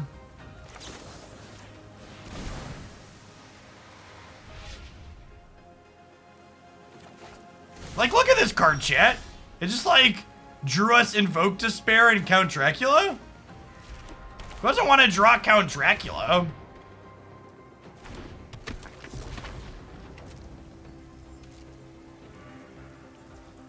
Siphon is so good. It always overperforms. I mean, so, Wizards kind of fundamentally changed their approach to designing cards with the set release War of the Spark, and they called their fundamental design changes Fire Design, which is basically just a bunch of buzzwords.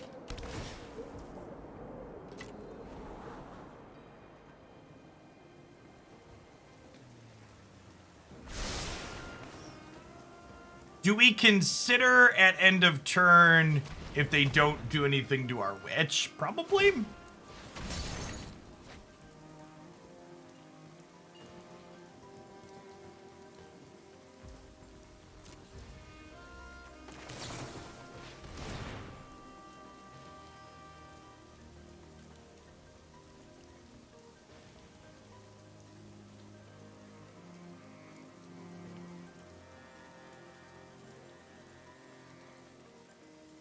Yeah, I agree, Gap. I think the current standard format is the best constructed format we've had post Fire Design. It took them a little while to get here, but we've ended up in a good spot. For sure. Do I want to play out a second Witch into a Meathook? I don't think I do, right? I think we just like draw 3. Maybe we just get Dracula going, actually. I want to suck your blood. I kind of want to kill a creature or a... I kind of want to kill like a creature or a Planeswalker with Invoke.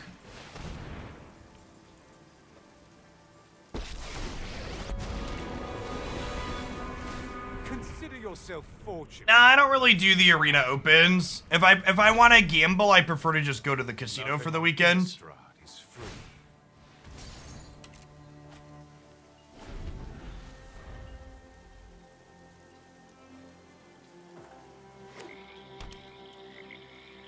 And they elected not to make a pilot token there when they could have.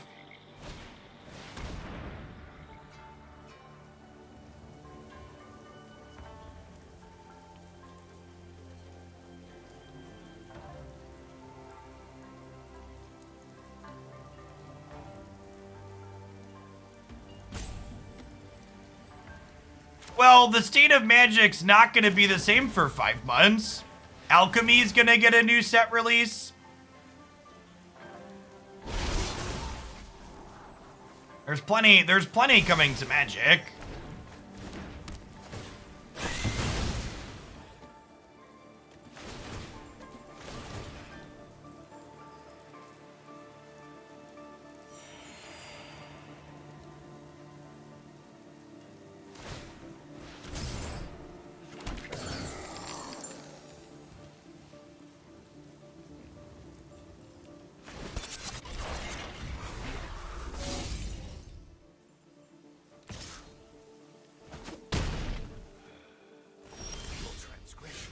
Has not gone unnoticed.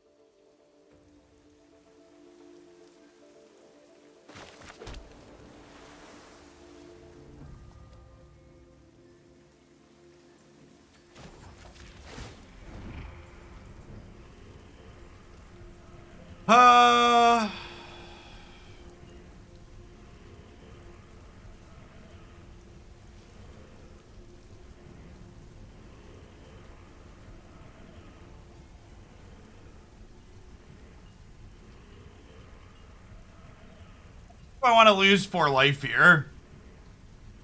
At any cost. I am at 22. Do we just Professor Onyx? I guess if I Professor Onyx an uptick, they can hit me with their Bankbusters. Double Witch here and see what they do.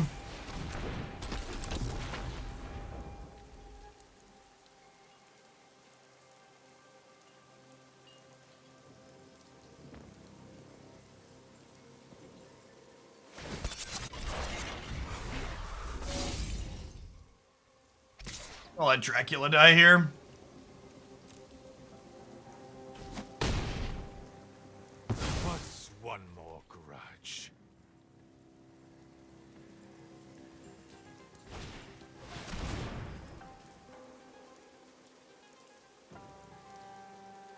It's pretty unfortunate that I don't have the extra mana here to Spell Pierce. Sedge.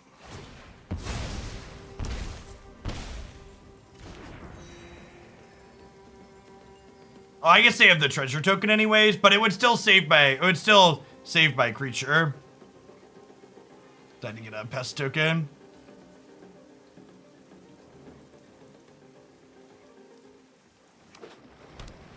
Now they might want to draw cards with the Bankbuster. There's counters on it still.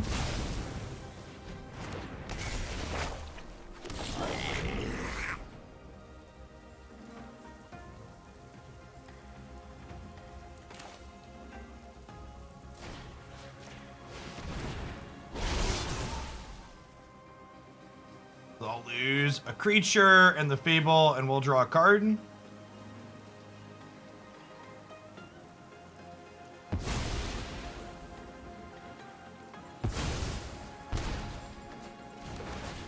Oh, they could have sacked the Meathook. Yeah, that's true. I wasn't thinking about that.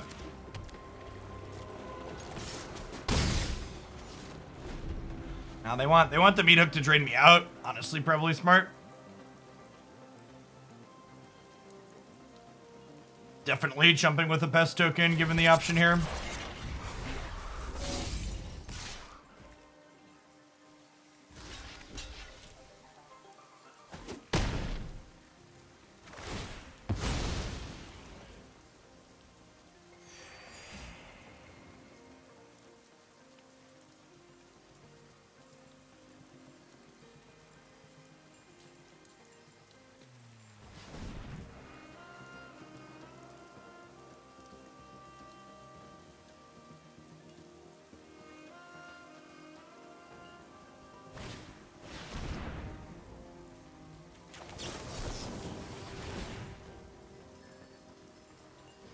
So while this obviously doesn't counter the invoke, they can pay 2. It gives me a pest token, so that way we don't lose our witch. We're doing viewer battles in Unite this afternoon, team.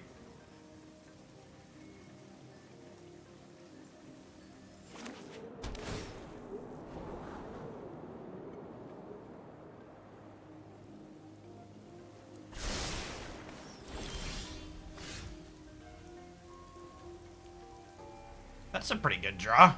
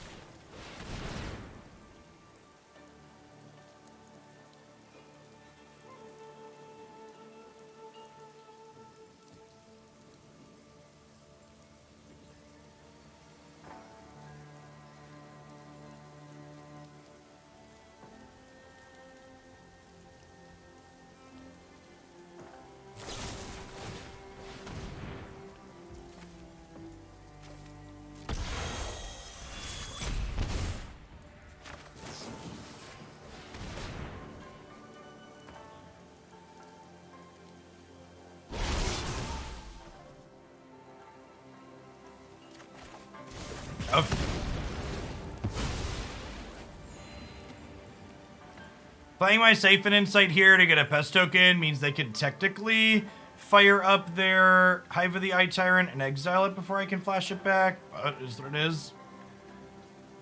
They're gonna crew their second Bank Buster here. That's fine, we'll jump block it.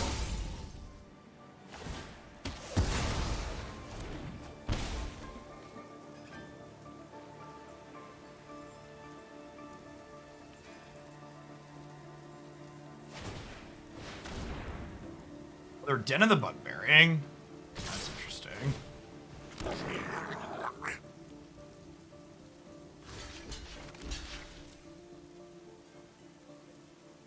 Taking a little bit more damage this way, but clearing out their creature land has a lot of value. Yeah, I probably should have mauled when they declared attackers. You're correct.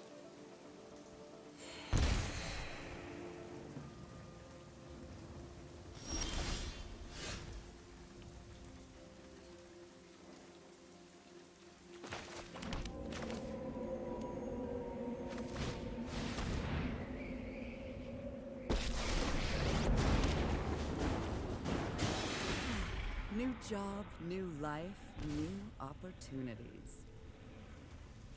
It's felt okay in this matchup specifically, but obviously not very good on this board state. And sequencing's a little bit wrong here. I should have waited until they attacked last turn to play the Hagra Mauling. We took an extra big hit because I didn't do that. If I would have had more life total to work with, Onyx would be more able to take over this game.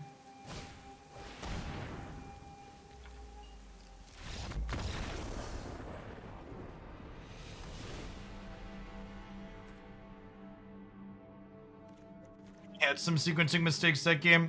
Let's take game 3 on the play.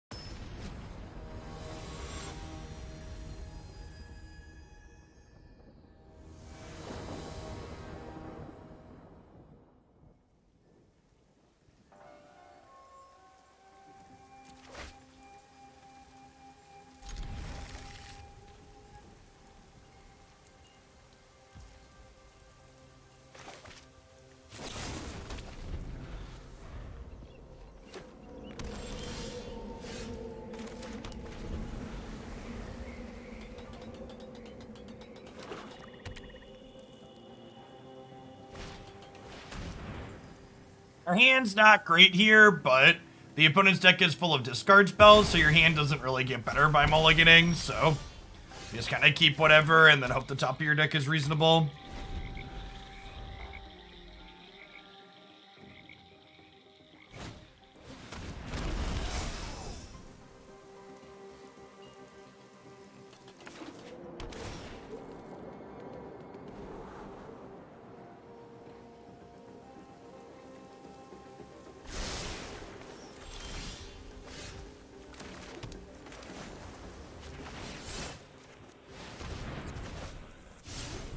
This is not a good exchange for us, but I just don't have anything else to do here.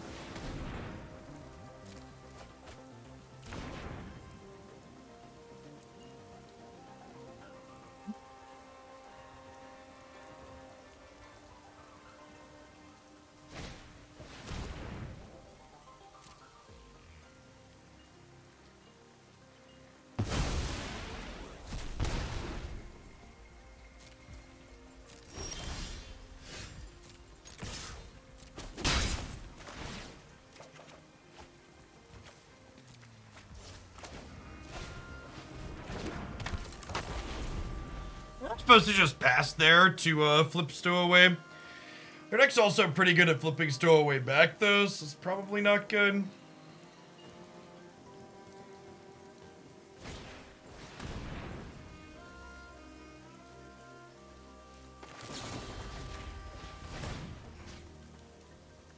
I bounce this back to my hands, that way the Molten Impact gets countered, so they can't use the extra trigger to kill my Stowaway.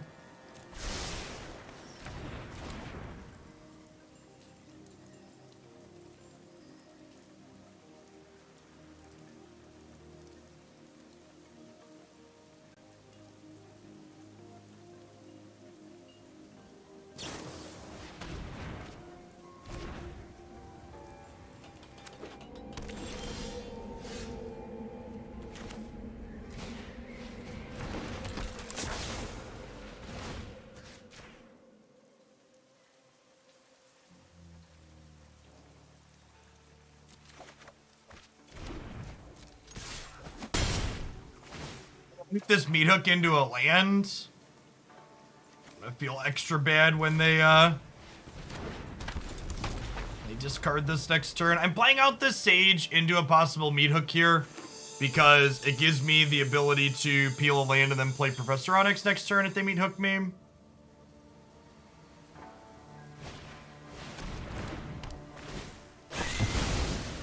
So it doesn't feel great, but gives me perhaps a window to get back in the game if we don't get invoked right away. Right on time, Spell Pierce. Welcome to the party.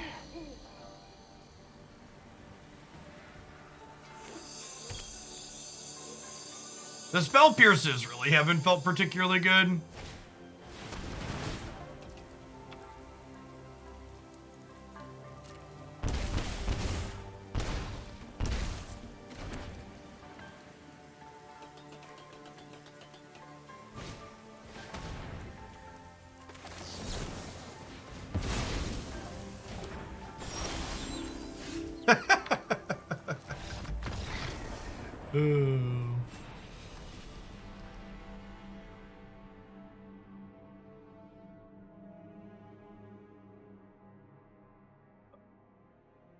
Oh, 1 second, Chip.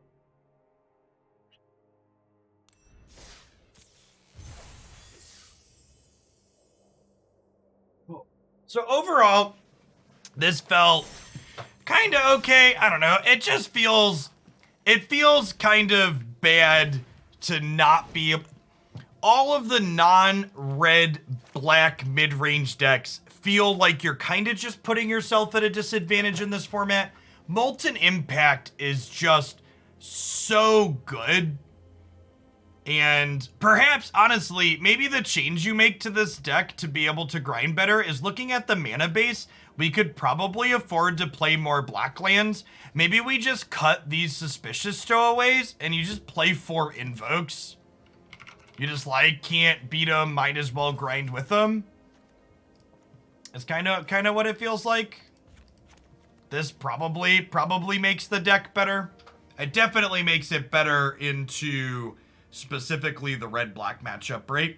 And then you're kind of, like, the thing you're hedging your bets on at that point is, like, Siphon Insight, is it better card advantage than Molten Impact? And honestly, against the black-red deck, Siphon Insight might generically be better than Molten Impact just because there aren't a lot of creatures to be playing. I could see that. How many black sources do we have here? This is 10, 16. You probably need to go up 3 to 4 black sources. Maybe you just like max out on Crossroads here. And then like play another swamp. This would be 16, 19 black. Maybe you get one more even into. I could see that. But something like this I think would definitely make us better in that red-black matchup that felt a little bit hard. It felt pretty okay against creature decks. We have some good meat hooks and then good cheap removal and stuff like that. Oh yeah, we have Hagra Maulings too. Yeah, that's true. It's technically black, so it says 21. That's probably good. Yeah, I think I would do that. The unblockable creature was like fine, but it was definitely bad in the red-black matchup, and this card's really good there. So I think you just like try and fight them, and it's another instant or sorcery, so like it plays into the theme of the rest of our deck. It helps us draw more cards. It answers their threats. It drains them out. So I think if you want to play this, the core feels like it has some potential.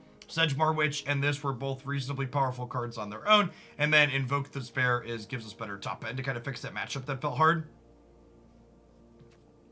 All right.